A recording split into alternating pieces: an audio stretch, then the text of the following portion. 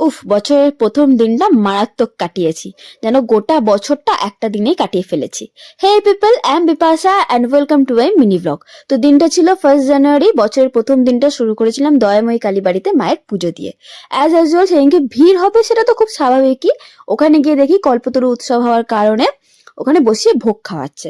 তো মেয়েদের লাইন খুব বেশি হয়, আমি ছেলেদের লাইনে ওকে দাঁড় করে দিয়েছিলাম। আর পুজোর পরে আমি অঞ্জলি দিই, যেটা হতে হতে আমার প্রায় ১:৩০ বেজে যায়। তো সারাদিন উপোস ছিলাম, তারপর ডাইরেক্ট খিচুড়ি খাই মায়ের ভোগ। মায়ের ভোগ অমৃত হবে সে তো স্বাভাবিক ব্যাপার, খুব সুন্দর খেতে ছিল। দিয়ে আমি বাড়ি এসে রেডি হয়ে বেরিয়ে পড়ি, কারণ ও বলেছিল স্প্ল্যানেডে আর ওখান থেকে আমি তোকে পিক আপ করে নেব। তাই করি, আর কিছু খাইনি আমি। এবার ওখানে গিয়ে দেখি গাড়িতে বসে আমার জুতোর সোল ছিঁড়ে গেছে। ওখানে আবার আমি স্প্ল্যানেড থেকেই জুতো নিয়ে আমরা বেরিয়ে যাই। তারপরে প্রিন্সেপ ঘাটে যাই। প্রিন্সেপ ঘাটে গিয়ে আমি করি ফার্স্ট গন্ডগোল, যেটা একটা পাপড়ি চাট খেয়েছিলাম আমি। সারাদিন না খেয়ে উপোস থেকে 2টোর সময় খিচুড়ি খেয়ে তারপর আবার কিছু না খেয়ে ডাইরেক্ট পাপড়ি চাট, সারাদিন জলও খাওয়া হয়নি সেরকম।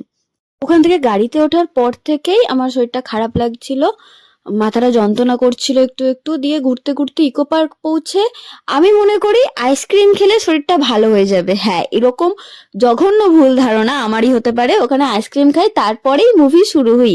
প্রচন্ড শরীর খারাপ করতে শুরু করে, মাথা ঘুরছিল, গা গোলাচ্ছিল, বাড়ি যেতে যেতে আমি বমিও করেছি ইনফ্যাক্ট।